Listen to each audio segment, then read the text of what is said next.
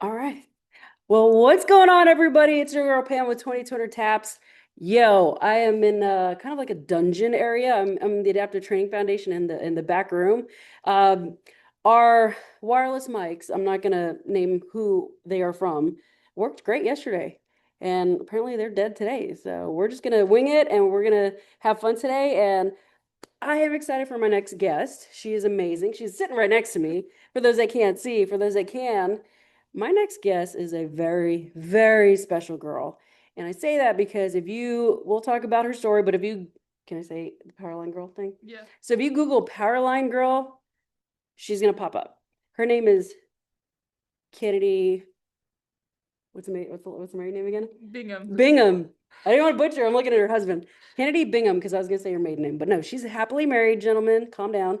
But no, she's one of my close friends now, and I'm so you're happy that you're here with us, and I hope the audio sounds great because we're gonna have a good little time. We are pressing for time because she is about to graduate in about 45 minutes from the Adaptive Training Foundation, and we're gonna talk a little bit about that, but. Kennedy, thank you so much for being here. Thanks for having me. Thank you. Yeah. All right. So we're gonna get started, guys. It's not gonna be an hour long episode that we usually do, but we want to get started. Kennedy, let's back up, right? So you're from Idaho. So you were a star soccer player growing up. You're an athlete. Athlete, You're yeah. an athlete. Yep. I'm sure you're humble. I'm sure you're a star. I was captain, but I Yeah, wouldn't there say it is. star. She played soccer, y'all, and I can't. So anybody's a star when it comes to that for me. Anyhow, Kennedy, you were involved in a really horrific car accident. Could you could you tell our listeners a little bit about that? What happened, however you want to share, and take us on that journey of where you were, what happened, coming out of it, kind of thing, and how you landed here at the Incredible Adaptive Training Foundation. Yeah, do you want me to look at the camera or you? We'll chat. We'll just chat together. Okay. Um, so basically I was in a car accident when I was 16 years old. Um, I was at the end of my junior year, and that day my mom was headed to Utah to go help my grandparents with some yard work, and she specifically told me that or she wanted me to go with her, and I was like, no, I'm not going. Hmm. And she was like, I think you need to go. And I was like, no, I've got work today. Like, it's not gonna work. And so she's like, okay, well, if you're gonna stay home, you need to stay home and like take care of your dad because he has cancer, and so he just gone through radiation, was feeling Oh, your kind of dad? sick. Yeah. I didn't know that. Oh, really? Oh, Yeah. if I did, I don't remember. Wow. Okay. Yeah, so she was like, you need to stay home. And then she left and had a really sickening feeling she didn't turn around and come get me. But she knew that Mm, I wouldn't go with her. And so I went to work that day, worked my shift, came home, and I had two really good friends at the time. And they were like, we're going to come over and we'll just hang out. So I was like, okay, whatever. And they're like, we should go into town though. And I was like, oh, I'm supposed to stay with my dad. And I was like, they're like, we probably won't be gone for long. So I was like, okay, fine. yeah. So we go into town, do our thing, come back, we check on him. He's good. So we like went to the base of the mountain. That's 3 miles, 3 or 4 miles from my house, my parents' house, and we're just watching the sunset. And then my friend in the back seat, his mom called, and it was a Saturday night, and she was like, "You need to come home." And it was like 9 o'clock. We were like, "That's so weird." On a Like, Saturday. yeah, Yeah. why do you need to go? And she was like, "You just need to come home." So we're like, "Well, can we just go change the party to your house?" And he was like, she said, "Sure." So we were going back to my house to go get his car, and on the way of driving, I started crying, um, and started to go off the left side of the road, overcorrected too far, and went off the right side. And there's like a um, little hill where like we caught a little bit of air, and the left side of the vehicle hit the power pole, and it flipped us sideways, and we started flipping and rolling. And I was the first one ejected, and from the pole that I hit, and the next one, I was hanging in the power line by my broken leg. For 30 feet? yeah, 30 feet up on the power line by your broken leg. And you were crying because you were going through your own stuff that you were just trying to process. We don't have to get into it here if you don't want to. What was that like? Well, from whatever you can remember, being hanging from the power line. Like, what was that for you? yeah. So my first memory is I woke up and it felt really dark, even though it was sunset. So like the sun is still setting. I was high up in the air, upside down, and I was drowning in my blood and it was in my eyes, so I was like trying to rub it out of my eyes and my nose. And I was started to cry because like I was uncomfortable but not necessarily in pain. And then I realized if I started crying that I would die, which it seems so extreme, but for me, like crying was a sense of weakness back then. I've tried to evolve past that because I don't believe that anymore. Um, and then I called for help multiple times because neither of my friends were, and so I'm just yelling up there asking for help. And then eventually people came. I actually had an experience too. It was a FaceTime call from God, and it was a picture of him putting his hand through the water. And I actually think the pictures of Jesus, but um, for some reason, like the name was God, and then it had accept and decline button, and I started slamming the accept button, and it just kept ringing, not correlating that I was trying to accept the call, and what it meant is if I accepted the call that I could go home. So that was that FaceTime with God, was that like literal, like you had your phone, or was this like It was all in my imagination, and so basically the phone just kept ringing. I saw my reflection, and I was bloody, bruised, cut up, and I started to cry again because I was like, it's not my time, even though I wanted to be. Uh, we're zooming in? What was that like? You hit the end button. And when do you remember them actually rescuing you? I just remember everyone was underneath me watching, like people, civilians, just town people, obviously EMTs too, because they were waiting for the power to be turned off and stuff. Is the power still on? Yeah, from what I know. And then when they came up to get me, uh, I just remember looking at him like, "You have to get me off. Like I don't have much longer." I can't imagine that. And he was like, "We're trying." And he was obviously stressed. And he said, I've actually spoke with him, did a public speech with him, and he said as soon as he got close enough to me, like I hugged him so tight and Hmm. hard because I was just like freaked out probably. And so then he had to hold my waist because my he was said he would grab my arms, but then he realized quickly that this arm was torn off and just barely hanging on. So he grabbed my waist to relieve the pressure, and the other guy put or I guess they probably put the tourniquet on They first, had to work together to get you relieve down. the yeah. So there was two of them, Dang. and then there's a video actually of it, and I haven't ever posted it on the internet. You have it though? Yeah, well, my dad does. I don't personally have Oh it on my my phone God. just because it's like Oh my God. a little hard to watch. Yeah. And you just A see little like bit. my body that looks lifeless just hit the stretcher, and it's just like Oh man. from that moment, as soon as my body hit the stretcher, I felt like a sense of peace that I didn't have to fight anymore because it was someone else's turn because I'd already fought for an hour up there. So now it's somebody else's turn Yeah. to help you survive. Yep. Wow. So you're in the hospital. Made it to the hospital. Mhm. How is that recovery like for you? Again, leading up to where you're at today. The hospital was brutal. I hated it. I tried to have a positive attitude about it. I would always joke with the nurses and stuff. As soon as they'd put me in a wheelchair, I would go straight for the doors to go home every time. I Um, love that. it was the amount of pain that I was in was literally excruciating. I don't know how like I did that because like I'd have one pain subside and another one would come from phantom pain, nerve pain, all the injuries of like stitches and open wounds, like all of it was just so much. And sleeping was almost impossible. Um, And they took your leg while you were at the hospital?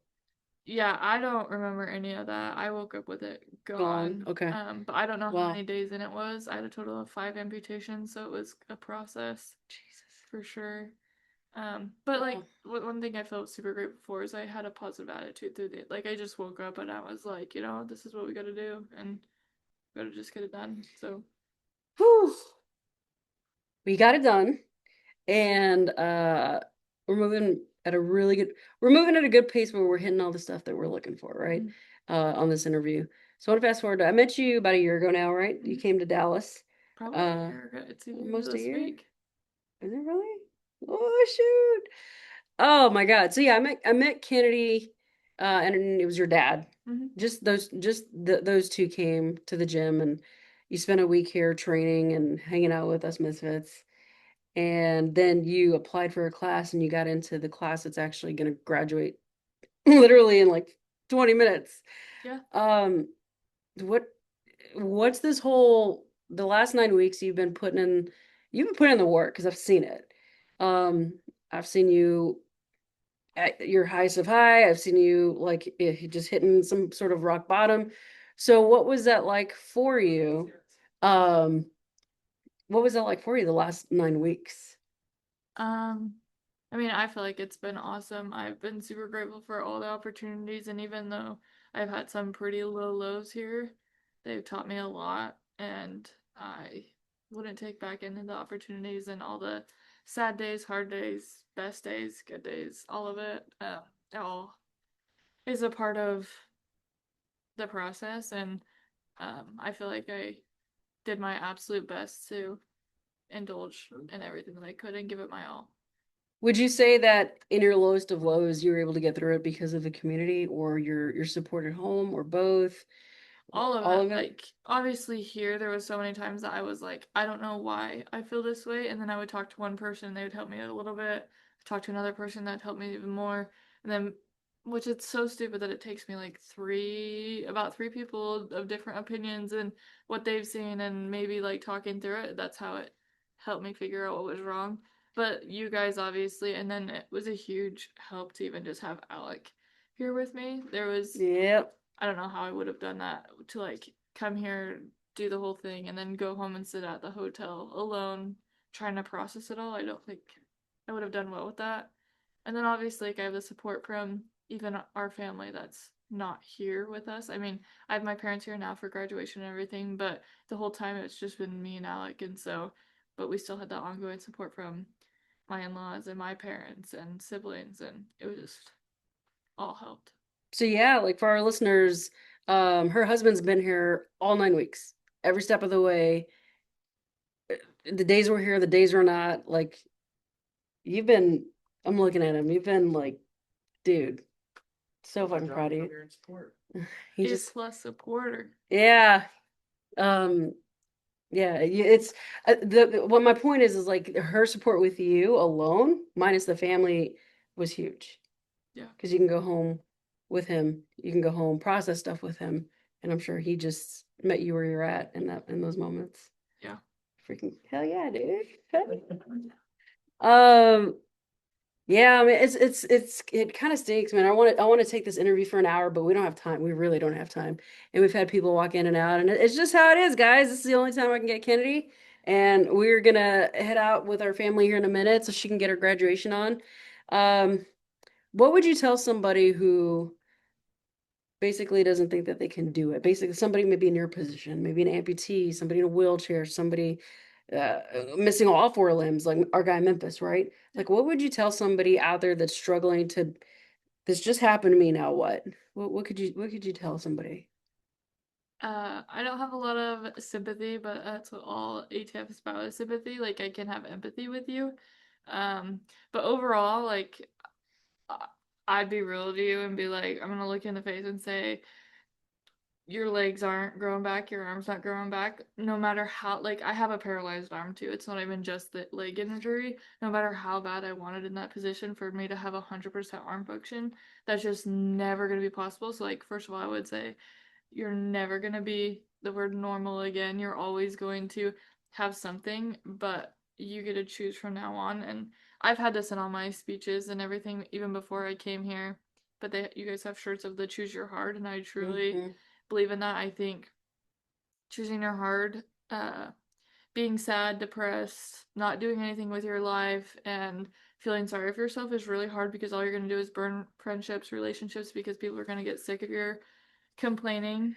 Um, Being depressed and sad in your own head is super hard. And again, your disability is still not going away, acting that way. And so, like, that side of things is really hard. But then again, you can choose to push yourself, get up, make new goals, start a business, like whatever it is, and like put yourself in a new avenue that can make you successful because again, your disability is not going anywhere.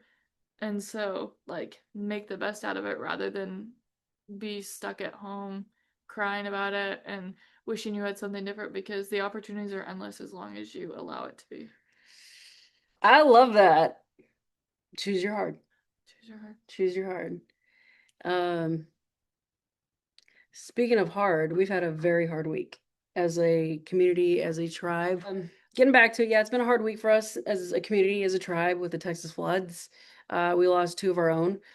Uh, I'm curious, what was that like for you? Because you knew Jeff. I knew Jeff. You I knew mean, I Jeff. wasn't crazy close with him. I don't think I ever met his wife, Hmm. but he was just such a friendly guy, and he made sure he. I remember last summer I even took a picture with him because he just like came up, introduced himself, wanted to know about me, and then every day like I was here, he was here just gave me knuckles, asked how I was doing, and so just super sweet, genuine guy, and even though like I wasn't crazy close with him or had a close relationship, it was really sad to watch everyone else hurting Yeah, that I feel so close with and that I love. And so, yeah. um, and you could definitely feel it in the gym. Like it was very different. The energy is very, very different. We lost our friends Jeff and Tanya Ramsey in the flood. Um, so our heart goes out to them, their families, and everybody that's been affected and those still missing. Um, but get back to the graduation. So your graduation is tonight, Mhm. literally in a few minutes. What does it feel like? Feels good. It feels good to have accomplished this. Uh, f- I was looking forward to doing this since last summer. I didn't know when it was gonna end up working out. But to like come and commit to it and be here and fully do everything that basically they offered. Um, it's felt good to say that I did it and that um, I just gave it my all. I feel like you've grown a lot the last 9 weeks. Yeah, I can see it in your face and your body and just y'all. She did a how high was it today? 32-inch box jump, A th- single leg. a 32-inch box jump with one leg. Not even that. I saw you do it and you got stuck on the bottom. And you ended up doing a pistol squat to get all the way up. Yeah, I yeah. was like, "Oh my God. That is incredible." Today was special. This whole Massive goose egg from it. It's going down now, but gosh. I was Hey, gonna throw up. My first time almost throwing up the whole program was really? over a stupid goose egg. Over a goose egg. Oh my God. Well, Kennedy, I don't want to keep you too much from everybody. They're getting ready for graduation. So thank you so much for being here. Thank you. That will make you sound really good. I don't know about the video quality, but the audio is gonna be super solid. And I love you, kiddo. I love you too, fam. I love you. So, Gonna all right. miss you. Yeah, I'm gonna miss you too. We're gonna have to get her back on in a quiet setting when nobody's coming in here. How about that? When we're just Um, alone. yeah, and Alec, I appreciate you too. I love you too, my guy. Um, thank you. Thank you. All right, guys. Well, there you have it. I told you it was going to be a quick episode because we're on a time crunch and people like to walk in on us, which is not a big deal. This is their home, just like it is ours, and they got to get stuff done before this graduation. So, with that, I just want to say thank you guys so much for joining us, and get ready for our next guest because these shows are just so special, and so are guests. But until then, peace out.